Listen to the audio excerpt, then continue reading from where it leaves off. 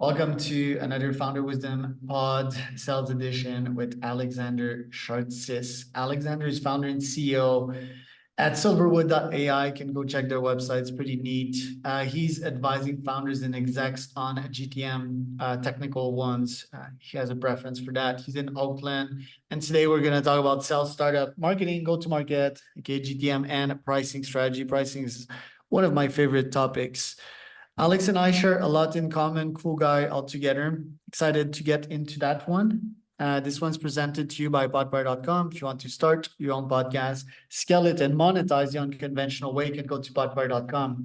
Alex, welcome to the pod. Tell me a bit more about Silverwood and yourself. Thanks for having me, Charles. So I've been in tech since business school. So for kind of hard to admit it, but over a couple of decades now, worked with 20 or 30 early stage companies as every kind of thing from founder. Well, I started as an employee and ended up being a founder and an investor. And, I basically Silverwood is my way of engaging with other founders today and helping them with whatever their problems are. And so typically in my career and also today, I've worked with technical founders who build great products and then need to get them to market. And so the getting them to market thing is a frequently underestimated part of the founder journey, and that's what I help with.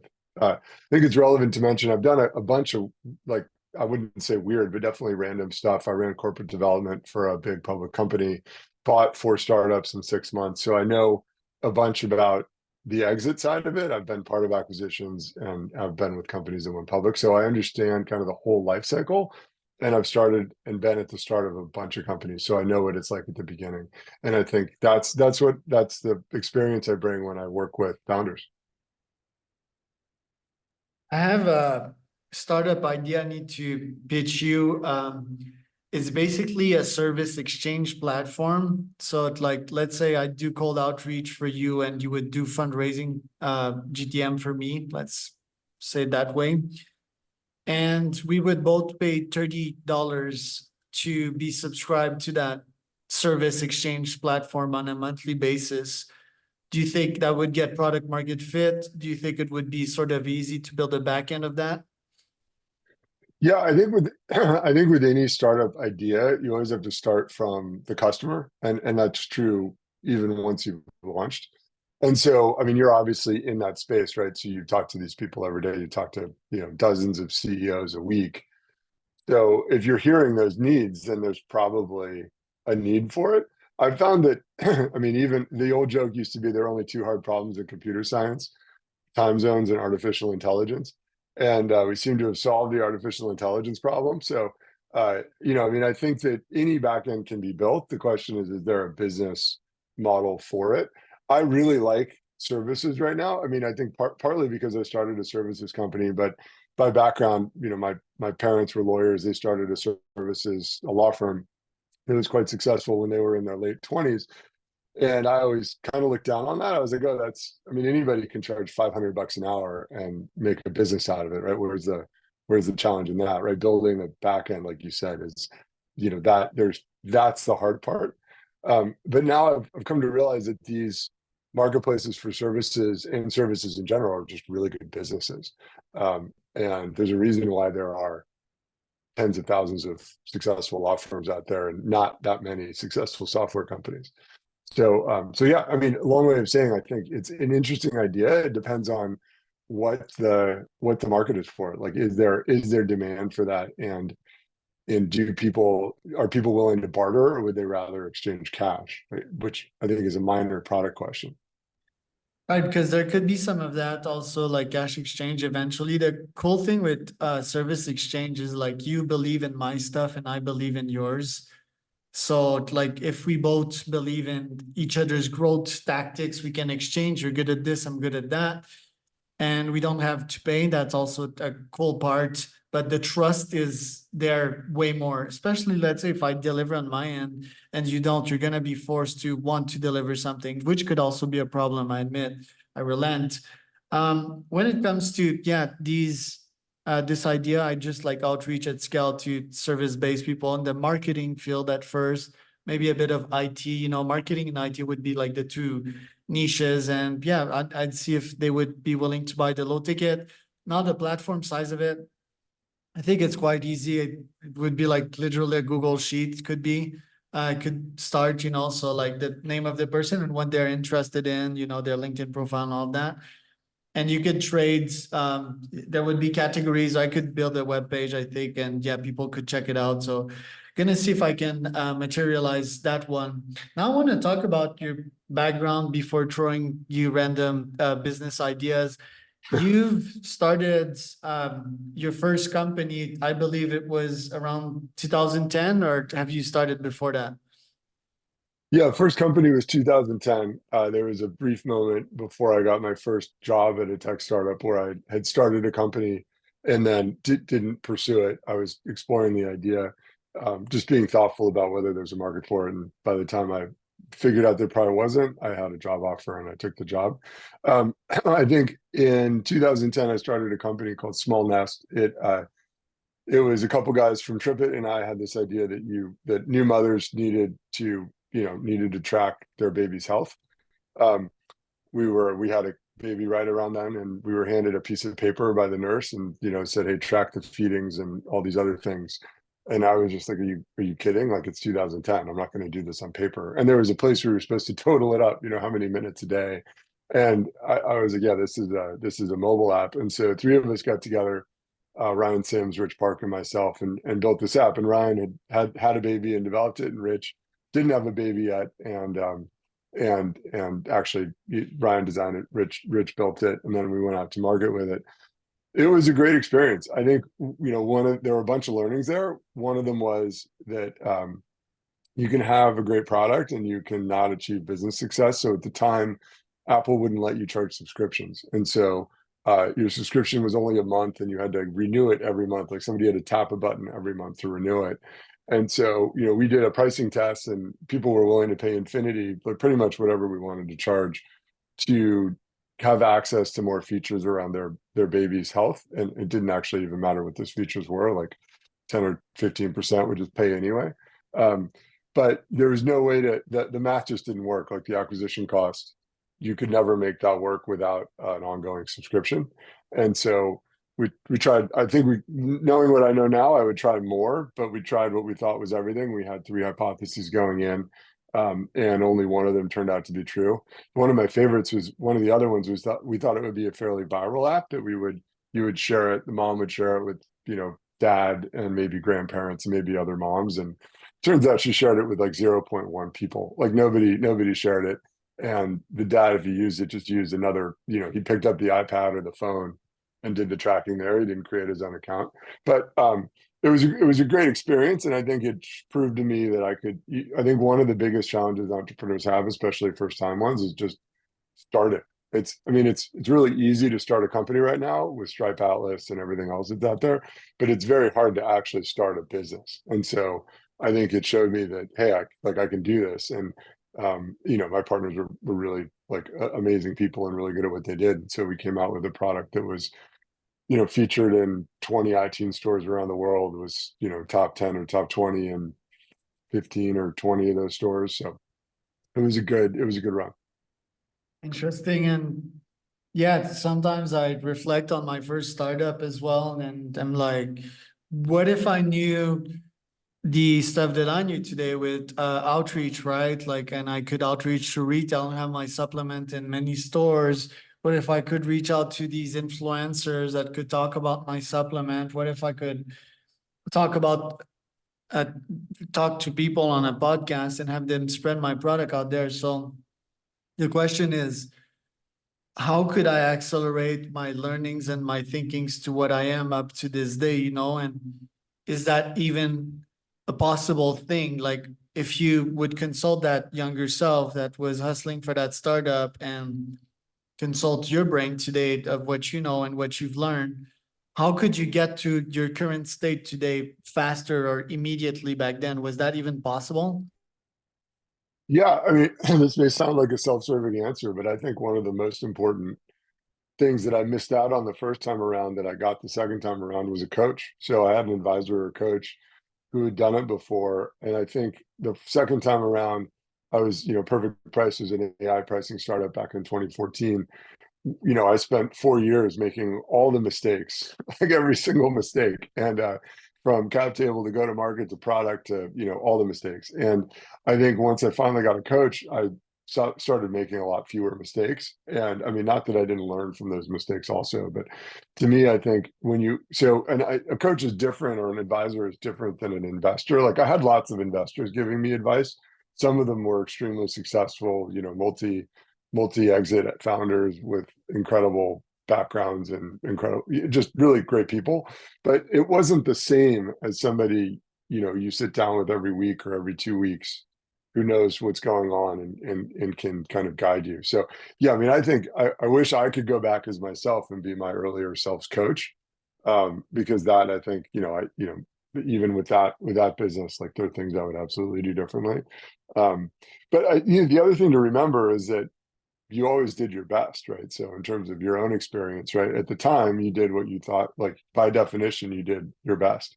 And if you could do better now, I think that's why I really like working with founders that are later stages in their career, because they've had those experiences and they're usually more open to growth. I think if they experience too much success early in their career, they're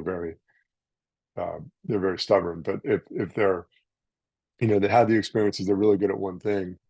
Um, I think they're also, as you get later in your career, you're more comfortable picking what you're good at versus what you're not good at. So I think the biggest mistake I made at my second company was I didn't hire more people early enough, if that makes sense. I didn't have a product expert for the first few years. And so, I felt like, oh, we can figure this out. It's an AI problem. We don't really need a product person. Um, and that's not something I'm very good at, and neither was my co-founder. So anyway, there's a bunch of things I think like you that I would go back and change, but the biggest one is getting a coach or an advisor much earlier so that I could have dealt with it in real time.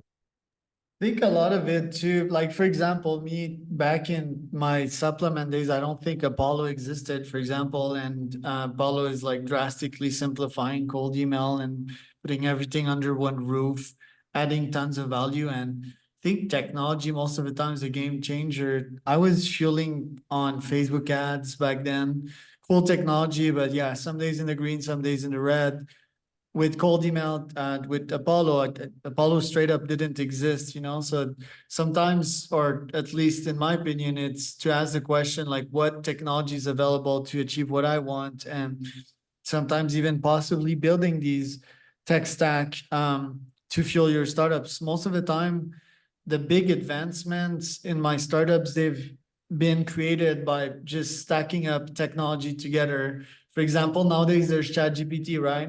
So I don't have much control over that, but maybe like finding and searching technology usually is the advice that I give to founders. ChatGPT, I mean, it's replacing like 10 of my employees easily and providing me instant value and propelling my performances to unequal heights. So what do you have to say about finding these tech stack, testing them and seeing if they can add value to one's company?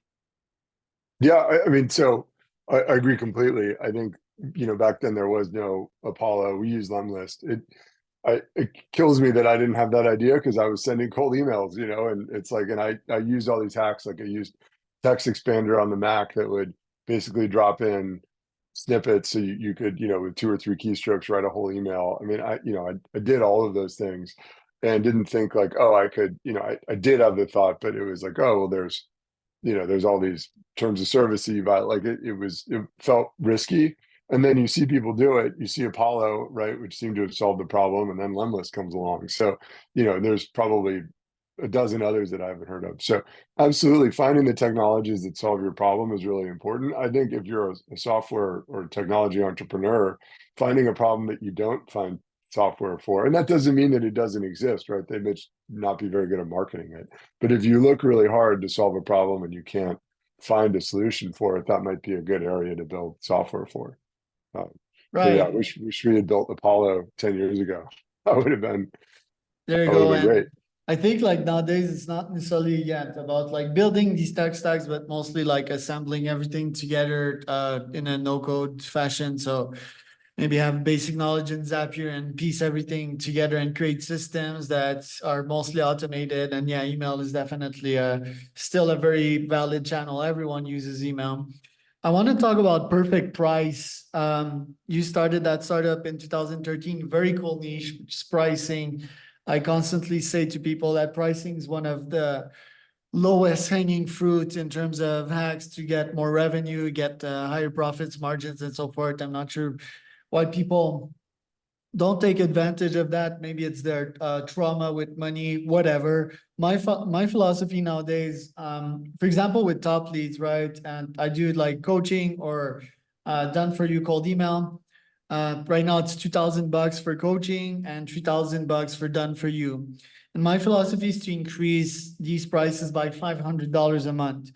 And the why behind that is, yeah, that I feel that my price is somewhat elastic with the value that I can bring, right? Like imagine if this client has a product market fit, they sell their services or software at $10,000 a piece, and right now the market is ripe, and I can get them 3 deals a month for that. That's 30K in their pocket. So which leaves like big margins if I bring them these deals, and if I charge a mere 3K. So that's one. Two, $500 more a month. It gives an incentive to people to jump in the ship quickly and secure the pricing, right? If they ever drop as a client and if they want to pick back up like 3 months down the line, I will cost 1,500 more. So what do you think about this pricing philosophy right there? I mean, I like it. I've seen people do it. A friend of mine didn't know what to charge for his startup software, so he just doubled the price every quarter. Started at $1,000, stopped doubling when he was at like 50K. Many quarters later. But yeah, it's a good way to create urgency, right? If you don't buy now, it's going to be more expensive later.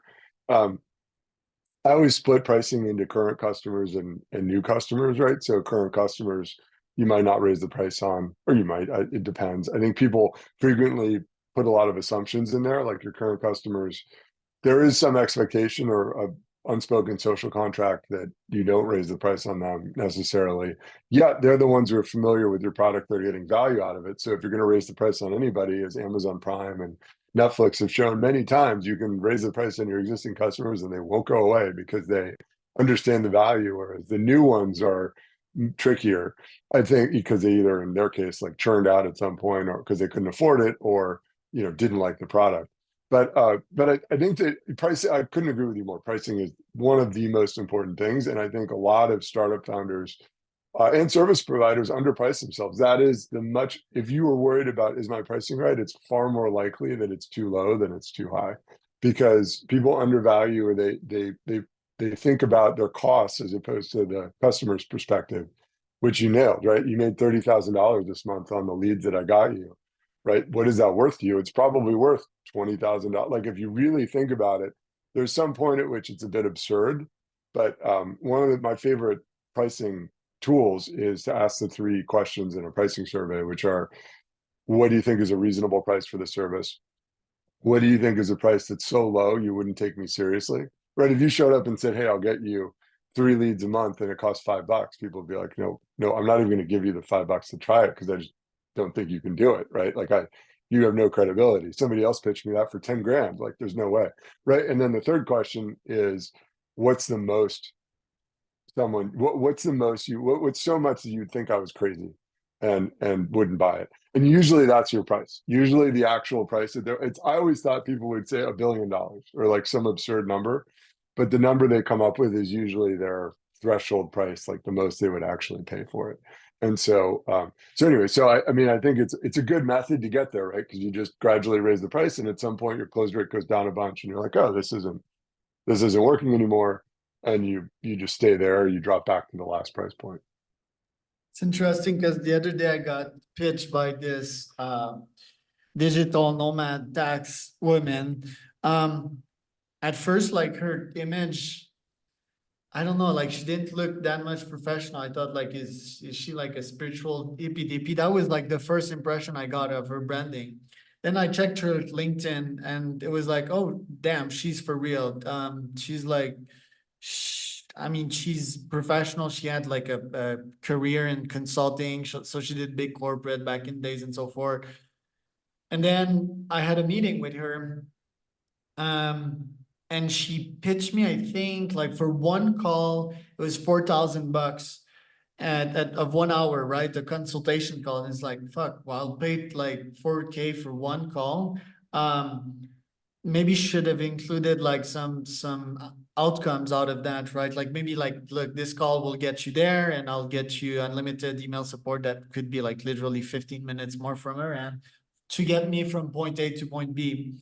And then her other package, I think, was like 13K done for you, right? Like, so that would get me from point A to point B. I think she was aiming for me to go in that package, right? Because the 1v1 1 hour call seems sort of outrageous.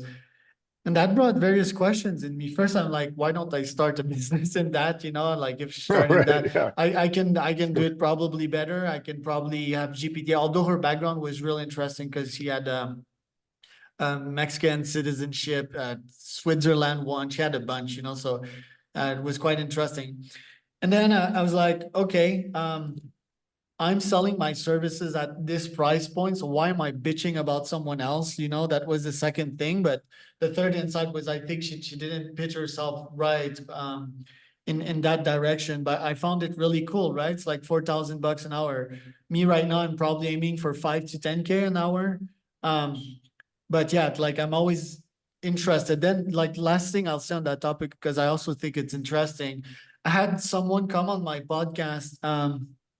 And again, it's a she. So I admire the boldness of these women. Um, I think she charges like 10K euro per month to coach people, and she helps them shift from like 1K a month to charging like 5 to 10K.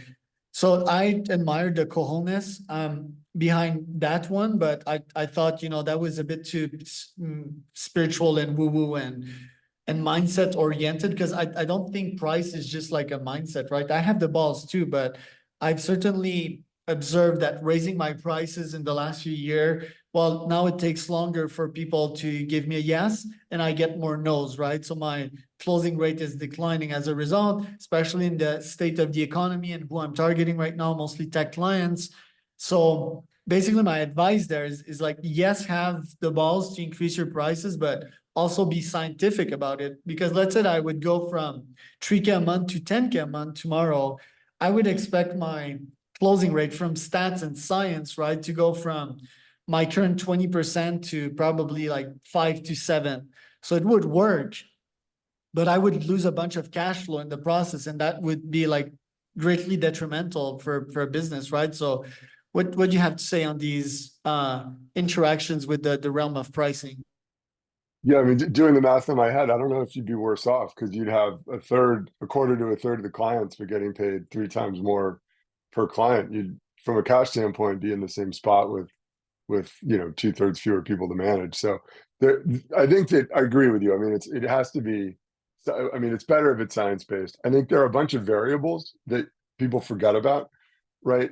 You have your method of reaching people, and you reach a certain kind of person, and you have a certain kind of person in your network, right? So if you were targeting the 10,000 or $20,000 a month or whatever that looks like, there are two variables, right? Who are the leads that I'm talking to, right? Maybe you wouldn't talk to me because I don't have $20,000 a month to spend on a coach, but you might talk to, Larry Page or something, right? You're going to go after a different demographic. So some of that's who are you targeting with this, and then the other piece, which I think is really interesting, right, is your product credible? So I don't the people you mentioned, like I'm not familiar with them, but I know coaches that charge 10 grand a month, and like if I had 10 grand, they're absolutely worth it, right? And they do like 2 meetings. It's like a 5K a meeting basically, um, and they have no room on their client rosters. They're not going to have room on their client rosters. Somebody has to basically sell their company or die for them to have a spot open up, and anybody who gets that spot's thrilled to get it, right? And so I think that it really depends on the coach, right, and the demand, the product itself in this case. So, I completely agree with you. If you can go in and charge 4K for an hour, right, as like, oh, if my time is worth this, and if you see that, great, and if you don't, great. To me, it saves you a lot of time and it can create a better business. But right, if you charge $500 an hour, you'd have to close 20 meetings to be in the same place. And so if you would, maybe that's better, but now you work 20 hours where you could have worked less. So I think it really depends on the holistic part of the business, but all the numbers you threw out show a much healthier business and a much easier path to profitability and flexibility, right? If I get $4,000 an hour, I can pay somebody $100 an hour for, for days to go do the work, right? Like I can take your $4,000, pay somebody for 10 hours of work at $100 an hour and still have thousands of dollars left over. Whereas if I charge $500 an hour, now I'm doing the work. Like maybe that isn't as good a business. So absolutely. I think that you said something that was interesting also around, oh, maybe I should start that business. And to me, I think there's a real balance between seeing adjacencies and focusing on the business that you're good at. And I feel like you're really good at this outbound marketing and coaching and advising thing. And so, I think it's tough though when you're like, oh wow, that's a great business. Like, can we do that too? So I would hate starting that business thinking about it because I deal with like bureaucracy and governments, which is probably why that lady charges 13K, because it's pain, like and that's the reason why I went out of my first business almost a decade ago, which was serving realtors. I didn't like to deal with realtors, they would pay me good. They're wealthy people, but in the end, they're not who I want to work with, and they're not who I want to be, right? Mindless people making good money. So like, yeah, I think it's a luxury to choose who you work with. Like in my case, I work with odd people. I work with mavericks, people that want to make it big. So yeah, I wouldn't change that for anything in the world. And regarding what you said, targeting Larry Page, well, a more reasonable target would be, for example, Deloitte, right? Deloitte has that type of money, but getting in Deloitte might take me a fucking year. And I need to talk with a bunch of imbeciles and at Deloitte, oh, speak to him, speak to that, a bunch of corporate bureaucrats. And I would hate that too. First, it would stretch my sales cycle, would stretch my patient thin as well. So yeah, at the end of the well, day, yeah, I mean, that's exactly what I hated about Perfect Price is when we started, we went into this corporate pricing thing. And I mean, they're good people, but I just don't relate to the, manager of pricing at a gas station company. Like it's just not, or an airline or a rental car company. Like, yeah, I mean, they're nice people. Like we got along fine, but these weren't my people. Like you, I like working with founders. And the sales cycle was horrific because everybody had an opinion. And so I think absolutely picking your niche, and a lot of businesses almost fail before they start because they don't choose either a place where they can connect or a good place to go start a business. And I mean the baby app, one of the things about it was a very well-known thing in marketing is that there are only a couple times in your life when you try new things automatically. And one of those is when you have a baby. It's the biggest one. And so for us, it was like, oh, it's a great chance to reach people when they're looking for a new thing and the advertisers are looking for them, right? It's sort of the whole thing made sense from that standpoint. I think I didn't realize this, I got sucked into it, but when you end up in that corporate sales cycle, it sucks. Like it just, for me personally, and it sounds like for you also, it just sucks. Like it's no fun and it takes forever and it's unpredictable. it kills neurons, like, and me, I'm optimizing fully for the long term, and there's no greater value in growing neurons. Your value grows exponentially. So if you're willing to sacrifice that for money, in my opinion, it's not the best choice. It's already over, Alex. We're over time. Where can people find out more about you? Well, thanks for having me. You can find me at silverwood.ai and on LinkedIn, just LinkedIn/Shartsis. Happy to talk to founders and anybody who wants help with go-to-market. Looking forward to meeting people. We also, I should say, have a podcast that's launching soon. It's on silverwood.ai or anywhere you get your podcasts. It's called Seed to Sequoia.